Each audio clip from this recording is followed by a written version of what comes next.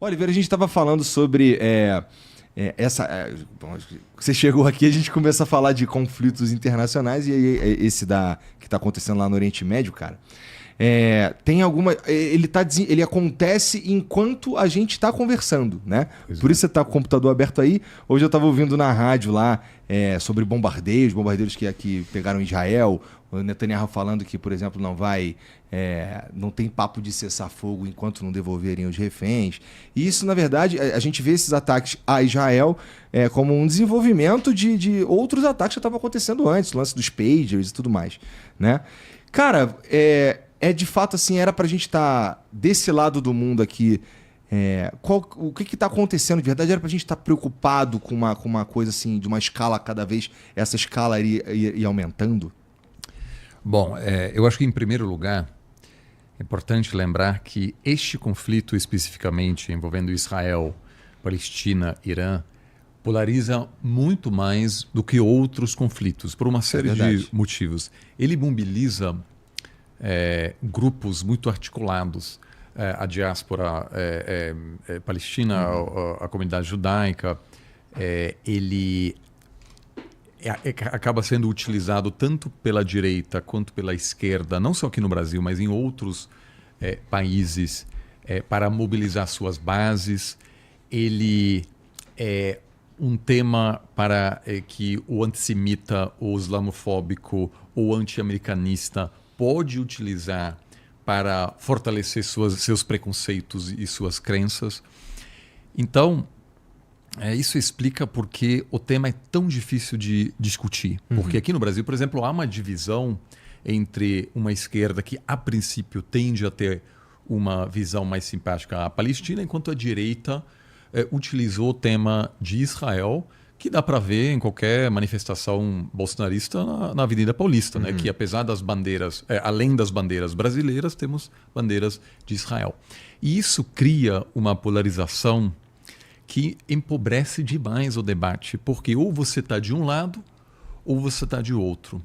Mas e fica difícil você debater sobre o que está acontecendo na realidade. Exato, né? Porque a situação muda. Então, apenas para dar um exemplo, isso um tema concreto, né? Havia, depois do ataque terrorista de Hamas contra Israel, no dia 7 de outubro do ano passado, e depois da retaliação israelense contra Hamas em Gaza, acusações de que Israel estaria cometendo crimes de guerra. E teve pessoas que logo disseram estão ocorrendo crimes de guerra, outros dizendo eu acho que não. Então, obviamente, em função disso, aqueles que disseram que não foram acusados de serem sionistas, de não reconhecerem o sofrimento da população em Gaza, etc. E aí a situação evoluiu e algumas pessoas que antes haviam dito, olha, não acontecem crimes de guerra, chegaram a afirmar que a partir das informações que conseguimos juntar agora, sim, na minha opinião, acontecem crimes de guerra. Só que isso, num ambiente super polarizado, rapidamente produz uma situação em que você tem dois vídeos de você, em algum momento, dizendo, olha, eu acho que eu ainda não recebi informação suficiente sobre o assunto. Só que daí no WhatsApp ou no etc., não dá para saber exatamente qual foi a data do vídeo. E aí, imediatamente, você está sendo acusado de se contradizer. Então, assim, o grande drama, e isso não só na guerra no Oriente Médio, mas em várias outras questões, é que a consolidação de dois lados produz uma situação em que é difícil dizer, cara, eu mudei de opinião. O que é fundamental, qualquer pessoa que observa o mundo deve estar mudando de opinião o tempo inteiro, porque a realidade muda e com muita frequência. Para te dar um exemplo, eu moro nos Estados Unidos atualmente e eu tive na semana passada uma reunião no Pentágono. E o grande tema do dia hoje no Pentágono é como a inteligência artificial e a biotecnologia pode ser utilizados para o desenvolvimento de armas biológicas. Então, a inteligência artificial ela pode produzir, em uma questão de poucas semanas, teoricamente, uma vacina contra uma pandemia de uma forma de entender o código genético de um vírus, por exemplo, que um pesquisador demorava anos e agora a inteligência artificial desenvolve uma questão de semanas. Da mesma forma, a inteligência artificial consegue desenvolver um vírus que causa uma nova pandemia, teoricamente. Então, o que está sendo discutido no Pentágono é como se proteger contra esse tipo de coisa, né? De que forma os Estados Unidos podem se blindar, e outros países também, contra um ataque biológico, um país que utiliza a inteligência artificial. Acelerado pela E aí inteligência a questão artificial. em que momento a inteligência artificial alcança a capacidade de desenvolver, de fato, uma nova doença? E tem pessoas muito inteligentes que dizem daqui a 2 anos. E tem outras pessoas muito inteligentes que dizem, cara, não, daqui a 10. Então, e aí, se você é o cara que precisa definir quanto dinheiro o Pentágono deve dedicar a esse assunto, você precisa constantemente dialogar com pessoas que têm uma visão divergente. E o cara me disse, olha, na semana passada eu ainda tinha convicção de que demoraria 10 anos. Mas eu li um artigo agora de um colega que me fez mudar de opinião. E isso faz parte do jogo. Total. Faz parte da evolução do ser humano. E é o cara que mais entende do assunto dentro do Pentágono. Ou seja, o cara lê sobre esse assunto todos os dias. Então, se a gente olha uma situação no Oriente Médio, a pior coisa que a gente pode fazer é dizer, eu sou pró-Israel, portanto, qualquer coisa que acontece, eu vou entender a partir dessa perspectiva. Então, tudo bem, você é militante, beleza, mas você não vai ser uma pessoa que realmente compreende. Do mesmo jeito, se você diz, olha, eu sou pró-Palestina e tudo que acontece e as fontes que eu vou utilizar, eu vou fazer a partir dessa convicção minha. Só que... Até porque eu já vi rolar, meu irmão, uma pessoa acredita tão profundamente em alguma coisa que você apresenta dados da realidade e hipóteses absurdas são inventadas para defender o próprio ponto. Então não tem muito o que fazer mesmo. Então a gente acaba ficando em bolhas e é interessante que, ainda falando do algoritmo das redes sociais, rapidamente, a partir do seu comportamento nas redes, o que você curte, o que você compartilha, o algoritmo entende que tipo de conteúdo você gosta, de que conteúdo você gosta, o que você curte. E sabe que para te manter preso horas assistindo vídeos no TikTok, no Instagram, é preciso que o algoritmo te apresente vídeos que confirmem as suas crenças.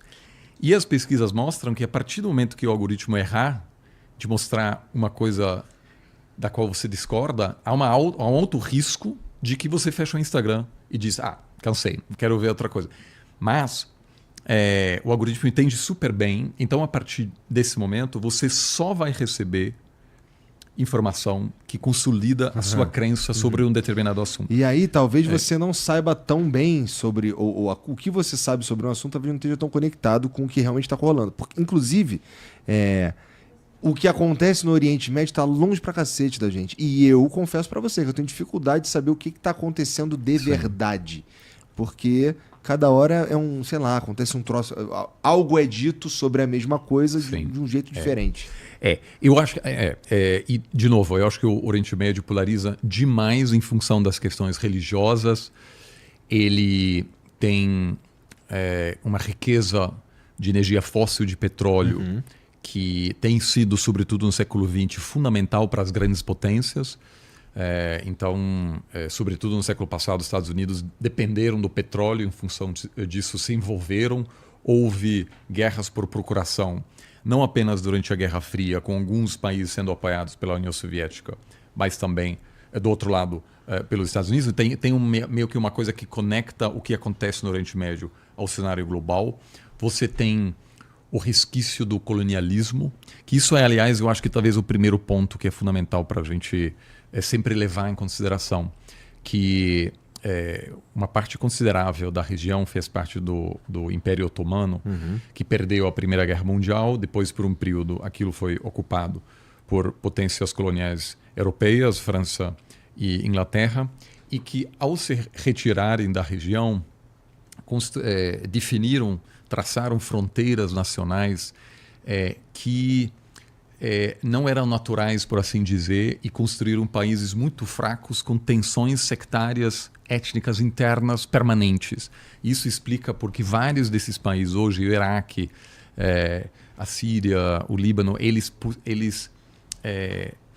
automaticamente, de forma permanente, possuem grupos antagônicos dentro das suas fronteiras, o que explica essa instabilidade política permanente. Entendi. Levou a governos frágeis, com uma longa história de assassinatos de lideranças, transições turbulentas e governos frágeis que não conseguiram oferecer bens públicos de forma satisfatória às suas populações. Você acha que esse desenho desses países assim que estavam fadados a serem terem essas fraquezas foi feito por causa de desconhecimento na época? Não, eu acho que incapacidade, maldade. Não, também para facilitar o controle, obviamente. Ou seja, isso certamente tem um papel da mesma forma. Algumas das fronteiras hoje na África levaram, por parte das potências coloniais, levaram à criação de estados artificiais,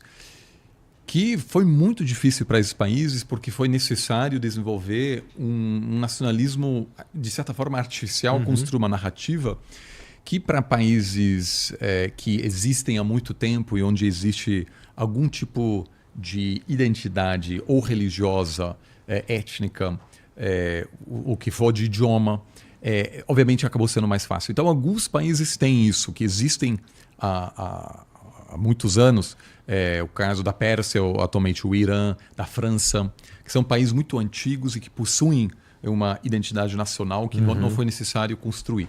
No caso do Oriente Médio, esse fator complicou muito e complica até hoje, com tensões internas significativas. Além disso, a riqueza do petróleo criou uma espécie de maldição de recursos, que a gente chama, porque muitos desses países eles tinham tanto acesso ao petróleo que não precisam taxar suas próprias populações.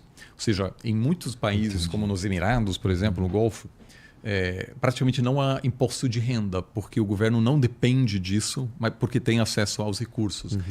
Isso muda a relação da população com o Estado, porque se eu pago imposto, eu posso, de certa forma, dizer, olha, eu pago imposto, mas em troca eu quero direitos políticos, porque eu estou financiando o Estado. Mas se você não paga imposto e o Estado consegue se manter e financiar seu aparato de segurança sozinho, muitas vezes a democratização é mais difícil. A gente vê isso até na Venezuela. O Estado venezuelano, em função do acesso ao petróleo, ele é rico o suficiente para manter um aparato de segurança, apesar de não ter apoio da maioria da população. E a gente vê vários cenários semelhantes em estados super ricos, né, que acaba dificultando o processo da construção de um sistema político estável. Além disso, a gente tem um histórico de intervenções externas no contexto da Guerra Fria. Então, houve, como eu disse, a União Soviética financiando alguns países, Estados Unidos outros. Isso levou, por exemplo, no caso do Irã, nos anos 50, a um golpe financiado pelos Estados Unidos, orquestrado pelos Estados Unidos para derrubar uma figura que, na campanha, havia prometido a nacionalização dos recursos de petróleo. Isso preocupou os Estados Unidos ao ponto de derrubar esse líder eleito democraticamente. O que, obviamente, produz todo tipo de trauma. Então, aqui na América Latina, até hoje, a relação com os Estados Unidos é marcada por uma profunda desconfiança em função do histórico americano de se envolver nos assuntos internos da região. No Oriente Médio, isso é ainda muito mais visível. Então, muitas vezes aqui na América Latina as pessoas falam aqui, as pessoas gostam de uma boa teoria de conspiração. No Oriente Médio, muito mais. Muito mais. Você já para lá, aqui é leve. Então... Mas quando começou o lance lá de Israel, uma das...